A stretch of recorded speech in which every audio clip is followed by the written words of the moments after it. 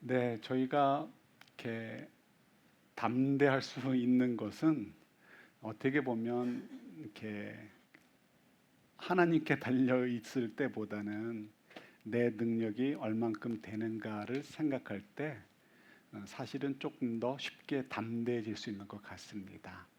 내가 체력이 좀 더 될 때, 내가 경제적으로 계산이 되었을 때, 혹은 내가 무엇을 해야 될 때 내 능력으로 이것이 감당되어진다라고 생각되어질 때 저희들의 마음에 조금 사실은 담대함이 쉽게 생깁니다. 그러나 그 이상의 것들이 다가올 때 혹은 미지의 것이 다가올 때는 저희들이 담대하기보다는 염려하고 걱정하고 두려워하게 되죠. 그래서 사람들은 이제 본능적으로 자기를 감추려 하고요. 드러내고 싶지 않은 거죠. 뭔가 나만의 카드가 있어야 돼요. 그죠? 그리고 어떻게 하든지 내 능력을 숨긴 채로 키우고 싶기도 하고 또 반대로 어떤 때는 내 능력을 사람들한테 과시하고 싶어 합니다. 함부로 하지 말라 이거죠. 어, 이것이 사실은 오늘 본문에서 보여주는 제자의 모습입니다. 제자들의 모습인 거죠. 누가 더 크냐? 누가 더 크냐? 왜 크냐라는 것에 관심이 많이 있을까요? 예수님께서는 계속해서 나는 사람들한테 잡혀서 고난받고 죽게 될 거야. 이런 얘기 하시는데 제자들은 그게 귀에 안 들어와요. 그죠? 예수님이 예루살렘에 가시게 되면 누가 더 큰 사람이 될까? 누가 더 높은 지위에 앉고 누가 더 예수님 곁에 서게 될 것인가? 이것만 관심이 있습니다. 왜 그렇게 관심이 거기 있다고요? 결국은 우리의 그 생존 본능과 관련이 있는 것이죠. 어느 여자분 강사분이신데 제가 짤로만 봐가지고 그분 성함도 모르고요.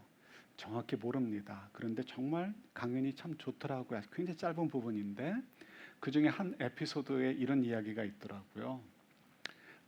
동창회를 60세 이전에는 가지 말래요. 그리고 60세 이후에나 가라는 것이죠. 왜냐하면 60세 이전에 가면 동창회를 갔다 오면 기분 좋기보다는 속상해서 온다는 거죠. 그런데 60세 이후에 가면은 달라진대요. 사람들이. 그래서 그전에는 너 요즘 어디 사니? 이렇게 물었는데 60세 이상이 되면 그런 말 안 묻는데요. 왜냐하면 그전에는 좋은 데 살다가 좋은 집 살다가 이제 애들 다 키우고 하다 보니까 혹은 또 어려운 일을 당해서 집을 줄이고 조금 외지로 나갈 수도 있잖아요. 그런 일들이 많이 있다는 거죠. 그래서 안 묻는데요. 너희 자녀들 요즘 뭐하니? 안 묻는데요. 옛날에는 결혼식 첨첩장 막 돌리고 했는데 이혼했단 말이죠. 그러니까 많이 이혼하잖아요. 그러니까 애들 유학 보냈는데 졸업도 제대로 안 하고 올 때도 있고 졸업하고 와서도 집에서 빈둥빈둥 대니까 안 묻는다는 거예요. 이렇게 너 요즘 뭐해? 이런 것도 안 묻는 거죠. 그죠? 어차피 다 집에서 놀고 있으니까. 이게 젊었을 때는 그런 걸 가지고 나 잘났어 이렇게 하고 싶은데 이제 인생을 좀 살다 보니까 어떻게 해요? 다 그게 인생이구나. 다 그렇게 사는 거구나. 좀 이해가 되어진다는 거죠. 그런데 그 짤의 댓글에 보니까 어느 따님이 자기 엄마를 계속 뭐라고 해야 될까요? 욕하고 있더라고요. 우리 엄마는 80인데도 여전히 80세가 됐는데도 여전히 남의 속 긁으면서 자기 자랑하고 사신다고. 네. 모두가 60세가 넘어간다고 성숙해지는 것은 아니지만 일반적으로 60세가 넘어가면 그죠? 인생을 살다 보니까 알게 되는 거죠. 힘 자랑할 거 없고 뭐 명예 자랑할 거 없고 다 사는 게 또이또이다 이거죠. 그래서 그냥 그렇지 나만 그러니 너도 그렇지 너만 그러니 나도 그렇지 해서 서로에게 상처가 될 만한 것들은 피해 간다는 거예요. 그래서 그냥 우리 서로 만나서 반갑고 서로 보면서 즐겁게 지내면 되는다 이거죠. 그럼에도 불구하고 사실은 그렇게 성숙한 분들은 사실은 많지 않습니다. 오히려 자랑이 더 는데요. 무슨 자랑이요? 우리 손주가 말이야 이런 식으로 는다는 거죠. 손주가 걸었대요. 다 걷는데 자기 손주만 걸어요. 그죠? 그러니까 예, 이게 사실은 이게 자랑이 자꾸 많아지고 왜 자랑해요? 난 너희들과 달라가 사실은 은연중에 깔리는 거죠. 물론 이제 순수하게 자랑할 때도 있지만 사람들의 자랑 가운데 많은 부분들은 난 너희들과 달라 이런 것들이 있는 거죠. 왜 그렇죠? 우리가 정글의 법칙이죠. 이게 우리 이 생존 본능이에요. 나는 너희들보다 커, 힘이 있어. 함부로 덤비지 마. 동물들 그러잖아요. 그래서 사자들도요. 우리가 개인적으로 가면 덮치지만 큰 지프 같은데 타고 가면은 한 덩어리를 본대요. 자기보다 크니까 못 덤빈다는 거예요. 다 우리 동물의 왕국처럼 우리가 그렇게 살아가는 것이죠. 물론 그렇게 어떤 이렇게 안 좋은 의미만 있는 것은 아니고 좋은 의미도 있죠. 어떤 분들은 내가 열심히 살아서 사람들한테 인정받고 싶고 어떤 자아 성취에 대한 확인을 받고 싶어서 자랑하고 싶은 분들도 있을 수 있습니다. 그런데 결국은 그 모든 것들이 나는 너희들보다 달라 아니면 나 열심히 살았어라는 걸 통해서 내가 조금은 힘이 있어 내가 이만큼은 돼 하는 것들을 증명하고 싶은 그런 본능이죠. 신앙인들도 마찬가지예요. 우리가 신앙인들도 나 이렇게 뭐 잘 됐어 이렇게 이야기하고 싶은 이유가 어디 있어요? 내가 믿음 생활 잘했더니 하나님께서 나에게 이런 은혜를 주었어라고 자랑하고 싶은 거예요. 그런데 사실은 대부분의 것들은 은사이지 은사, 그죠? 정말 이렇게 은사와 상관없이 그냥 선물로 딱 주실 때도 물론 있지만 굉장히 작은 포션이고요. 대부분의 경우는 은사입니다. 은사. 그래서 우리가 하나님이 주신 은사를 따라 열심히 살고 믿음을 따라 신실하게 살아가면 그 은사를 따라 열매를 맺게 되고요. 그것 때문에 하나님께 칭찬을 받게 되는 거죠. 우리가 뭐 기도했더니 나랑 전혀 상관없는 일이 뚝 떨어졌다 이런 경우는 사실상 거의 없습니다. 하나님께서 그 길로 인도하시고 그래서 그 속에서 우리가 은사로 삼아서 복의 근원의 삶을 살기를 원하시는 것이 하나님의 원리인 것이죠. 그런데 이 모든 것들은 결국 뭐예요? 믿음을 따라 더 좋은 것을 누리기를 원하는 것이나 세상적으로 자랑하고 싶고 그런 실력을 갖고 싶은 이유, 좋은 긍정적인 의미도 있지만 그 저변에는 뭐가 깔려 있다고요? 나 건드리지 마, 나 잘났어 이런 것이 담겨져 있다는 것입니다. 그래서 마음에 여유가 없어요. 예수님께서 나 이제 어떻게 살 것이다 라는 것을 말씀해 주시는 이유는 나 이제 정말 앞으로 힘든 일이 앞에 있으니까 너희들 이제 좀 나한테 위로해 줘야 돼. 나한테 힘든 일 부탁하면 안 돼. 이런 의미로 말씀하셨을까요? 절대 아니죠. 그게 아니고 예수님께서 왜 자꾸 그 얘기를 하시느냐? 내가 이렇게 사는 것처럼 너희들도 이와 같이 살아야 된다라는 것을 알려주고 싶으셨어. 그렇잖아요. 그죠? 그래서 계속 그 얘기를 하시는데 이 제자들이 아직도 자기들의 능력으로 사람들 앞에 쇼업하고 살아야 된다라는 생각에 빠져가지고요. 주님께서 하나님께서 그들을 이 땅에 보내시고 어떻게 살기를 원하시는지에 대해서는 관심이 없는 거예요. 하나님께서는 내가 다 책임져 줄 테니까 너희는 나의 인도하심 속에서 그 허락된 것 속에서 마음껏 누리면서 하나님 내가 원하는 대로 복의 근원의 삶들을 살아라라고 말씀하시죠. 그럼에도 불구하고 우리 마음이 하나님께 가 있지 않기 때문에 신뢰하지 못하기 때문에 여전히 제자들처럼 살고 있는 거예요. 제자들의 이 아름답지 못한 이야기를 왜 기록해 놓으셨을까요? 제자들 욕하라고요? 아니죠. 바로 우리들의 모습이기 때문에 그런 거예요. 때로는 컨디션이 좀 좋을 때는 좀 덜 그럴 수 있지만 우리가 일반적으로 제자들하고 큰 차이가 없습니다. 그래서 저희들 우리 그렇게 살지 말고 하나님 안에서 자유함을 누리라. 항상 기뻐하고 범사에 감사하라는 말씀이 무슨 의미인지를 알고 살도록 하기 위해서 이 말씀을 저희들에게 주시는 것이죠. 예수님께서 말씀하시죠. 너희가 어떻지 못하면 천국에 들어갈 수 없다. 어린 아이와 같지 못하면 천국에 갈 수 없대요. 어린 아이와 같지 못한다는 의미가 뭘까요? 궁금하죠. 그래서 이렇게 사람들은 아이들의 순수함 그런 거 얘기하시는데 그렇지 않습니다. 이렇게 아이들이 태어나면 형이나 누나들이 연령 차이가 별로 안 나죠. 1살 차이 나거나 2살 차이 납니다. 그러면 늘 언제나 아빠 엄마의 사랑을 독차지하다가 갑자기 동생이 태어났을 때 우리야 좋지만 그 아이는 굉장히 큰 인생의 최대의 위기를 맞게 되는 거죠. 그죠? 그래서 경쟁자가 생겼잖아요. 그래서 아이를 엄마 아빠 몰래 괴롭힐 때가 많이 있대요. 근데 저도 이번에 들었는데요. 어떤 아이가 이제 동생이 태어났습니다. 엄마 아빠가 얼마나 걱정하겠어요.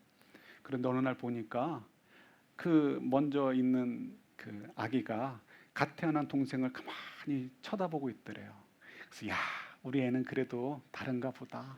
우리 동생을 사랑해 주나 보다. 너무 뿌듯했대요. 그래서 조용히 가까이 가서 보니까요. 그 형인지 누나인지가 손을 이렇게 하고요. 동생이 누워 있을 때 눈 뜨면 콕 찌르고 눈 뜨면 콕 찌르고 그러고 있더라는 거죠. 이 딴에는 우리 엄마가 선물을 갖고 왔구나. 정말 좋은 게임을 나한테 줬구나. 이렇게 생각할지 모르지만 사실은 뭐예요? 무의식 중에 괴롭히고 있는 거예요. 내 경쟁자가 생겼다는 것이죠. 아이들 절대 선하지 않습니다. 성선설, 성악설 가지고 사람들이 막 옛날에 토론을 했는데 바보 같은 얘기죠. 성선설일 수가 없습니다. 성선설이라면 눈을 찌를 수가 없죠. 아이들을 그 아이만 특별히 나쁜 게 아니고 모든 아이들은 다 그런 위기를 갖고 동생들을 미워합니다. 그러면서 사랑을 배워가는 것이죠. 성악설이 맞는 것이죠. 그래서 성경에서도 절대로 아이들을 얘기할 때 좋은 의미로 얘기하지 않습니다.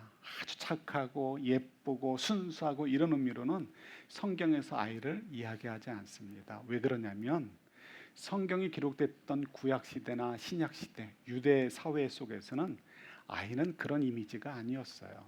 저희들한테야 천사다 막 이러죠. 그때만 해도 먹고 살기 힘든 때 아닙니까? 아이들 인권이 없던 시대예요. 아이들 인권은 전 세계적으로요. 1900년대 초반 이후에, 초반도 아니고 중반 이후에나 아이들의 인권이 나타났죠. 그 이전만 해도요. 7살, 8살 돼도 소위 이야기하는 선진국, 당시에 최고의 선진국인 영국 같은 데서도 노동자로 나가서 일을 했어야 됐습니다.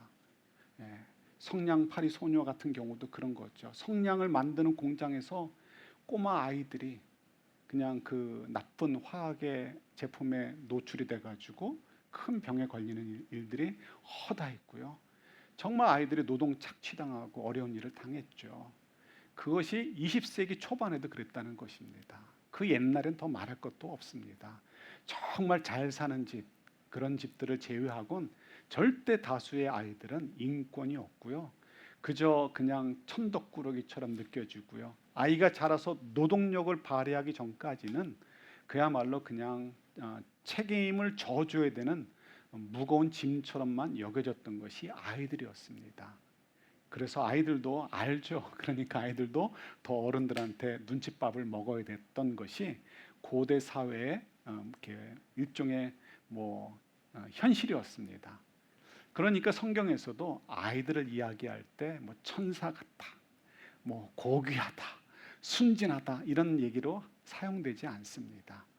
자, 그렇다면 예수님께서는 왜 그러면 서로 누가 크냐라고 다툴 때 어린아이를 하나 앞에 데려다 놓고 이 어린아이처럼 되지 않으면 천국에 갈 수 없다라고 말씀하셨을까요?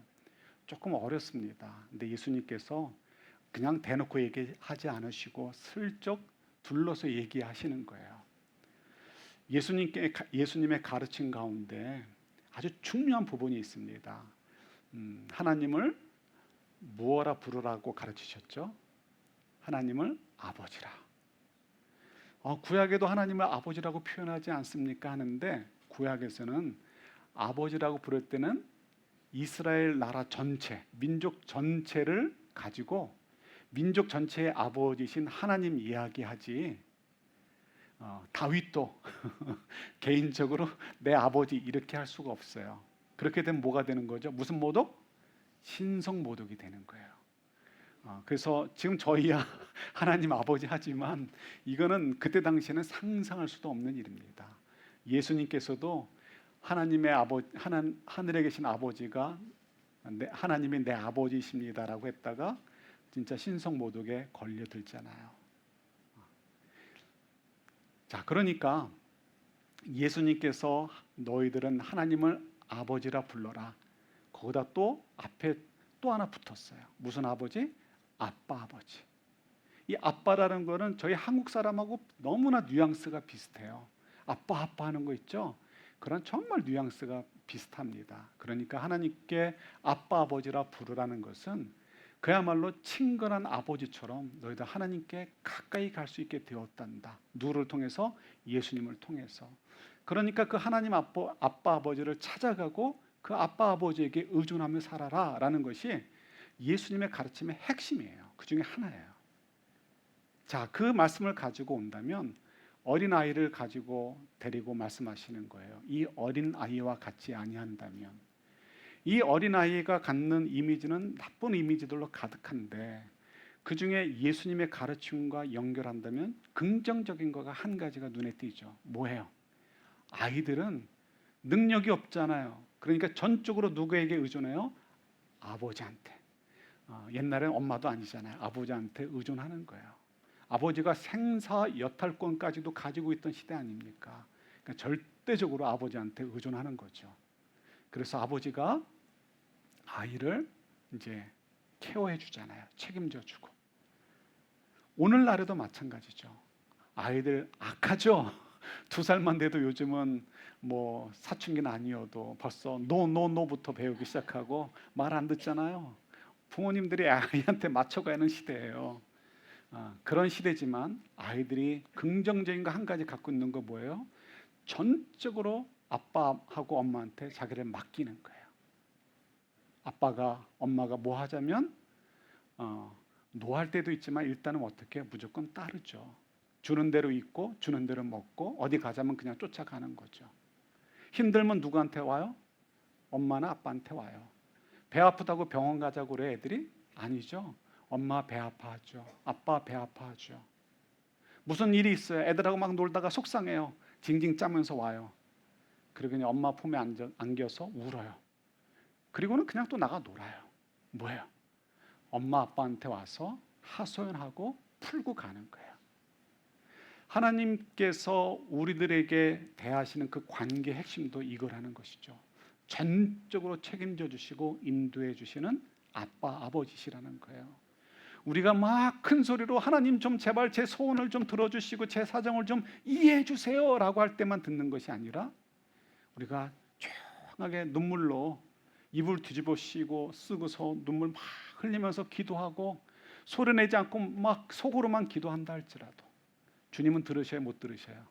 들으시죠. 다 아시죠. 때로는 우리가 너무 낙담이 돼서 하나님께 기도하지 못할 때도요. 그러면 하나님이 우리를 책임 안 져주셔요? 아니죠.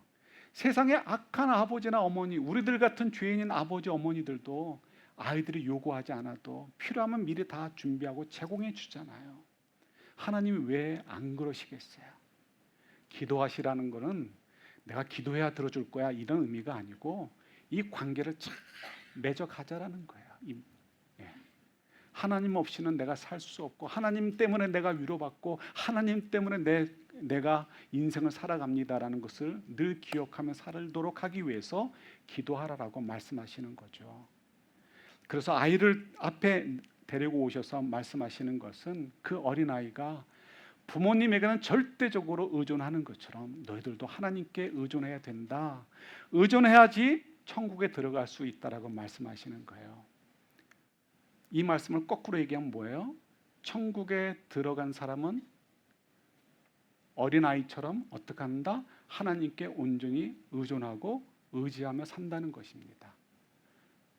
자, 그러니까 내가 하나님을 알고 성령의 세례를 받아서 born again해서 내 속에 새로운 영이 창조되어지면 하나님을 알게 되고요. 이제 알아가는 것이 시작이 되는 것이죠. 자, 그렇다면 내가 그전에는 전혀 못 믿겠는데 하나님께서 나를 사랑해 주시는구나. 하나님이 정말 존재하고 계시는구나 하는 것을 이제 깨닫게 되어진다면 그 다음에 어떻게 돼요? 하나님을 점점 더 의존하고 의지하게 되어지죠. 티네이저들이 엄마가 노할 때가 있어요. 아빠가 노할 때가 있어요. 친구들하고 놀러 가겠다는데 노할 수 있습니다. 그러면 아이의 입장에서는 이해를 못하죠. 내가 왜 친구들하고 놀러 가겠다는데 왜 엄마 아빠가 노하느냐는 거예요. 그러나 엄마 아빠 입장에서는 물론 틀릴 때도 있지만 대부분의 경우는 어떻습니까? 염려되는 부분이 있고 아이들을 이렇게 양육하는 과정에서 노라는 것을 이렇게 이야기하고 가르쳐야 되는 때가 있잖아요. 그런 과정을 통해서 아이들은 막 불평도 하고 불만도 나타내지만 결국은 아버지 어머니를 더 이해하게 되어지고 나중에 가서는 정 늦으면 자기가 엄마 아빠가 되어지면 그때는 깨닫게 되는 거죠. 아빠 엄마가 이래서 그러셨구나. 그러면서 아빠 엄마에 대한 사랑을 더 확인하게 되어지고 거기에 대한 확신을 더 갖게 되는 것이죠. 저희도 마찬가지예요. 때로는 우리 마음대로 되지 않아요. 내가 열심히 기도하고 열심히 믿음 생활했는데 왜 내 길을 다 안 열어주실까? 왜 나에게 왜 이런 어려움을 주실까? 얼른 답이 다가오지 않습니다. 그러면 하나님께 원망할 때도 있죠. 그러나 우리가 이 관계를 잘 맺어가다 보면 하나님께서 말씀하신 대로 모든 것이 합력하여 선을 이루시게 하시는 것이 이 말씀이구나 하는 것을 깨닫게 되죠. 제가 갖고 있는 윙리스들이 있습니다. 기도 많이 했어요. 처음에는 제가 믿음이 없어서 안 들어주시는 줄 알았어요. 예를 들어서 저는 축농증도 있고 체력이 굉장히 약해요. 굉장히 불편합니다.